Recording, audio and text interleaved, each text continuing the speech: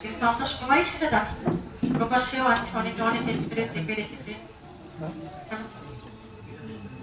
আমি আমার নবান্ন সাহিত্যের জন্য আমি একটা কবিতা বলছি, তারপর তখন সিরাজুল্লাহ জন্য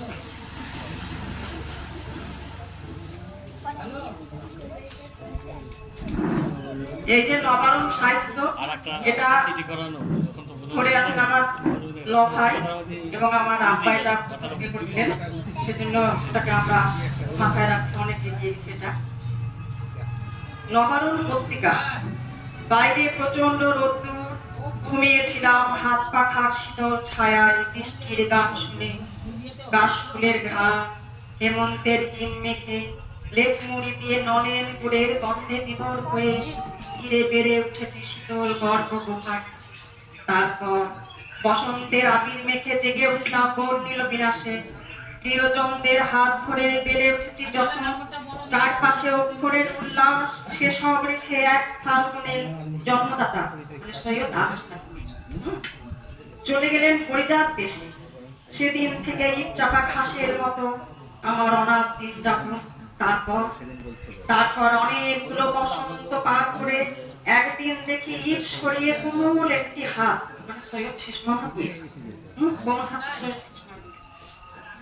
কোলে তুলে নিয়েছে আমার।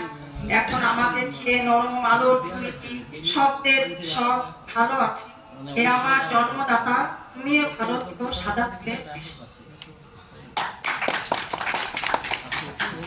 এখানে যখন আসলাম তখন একটা সিরাজুল্লাহ কবিতায়, আলীবর্দীর বড়ই স্বাদ, নবাব হবে সিরাজ, সিংহাসনে বসে করবে দেশের কত কাজ। লুৎফুন্নেসা বেগম তার বেগুনের সেরা, তরুণ নবাব ন্যায় নীতি আর প্রাণ প্রাচুর্যে করা। চিরকালের নিয়ম মতোই সিংহাসনের লোভে আপন জনে করলো ফেটে হিংসাতে আর খসেটি বেগম, মির্জাফর ও বিদেশিদের ষড়যন্ত্রে পরাজিত হলো তরুণ সিরাজ এই পলাশি প্রান্তে। রায়তুল্লাহ জগৎ শেঠের চক্রের শিকার, মীর মদন মোহন লালের দেহ যুদ্ধে হলো ছাড়। লর্ড ক্লাইভ জিতে গেল, দেশ হলো পরাধীন, বঙ্গদেশের আকাশে বাতাসে বাজিল দুঃখের ঘোষপাক কবরে ঘুমিয়ে শিরা বিষণ্ণ নীরবতায়, করুণ কাহিনী রইল লেখা ইতিহাসের পাতায়।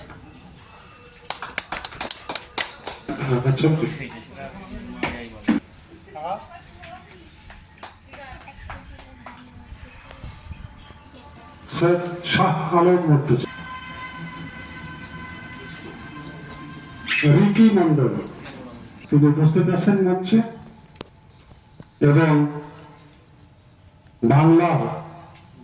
বাংলার বিশিষ্ট সাংবাদিক, রাজ্য সাংবাদিক অপূর্ব সেন তিনিও উপস্থিত আছেন। কিন্তু দুঃখের বিষয়,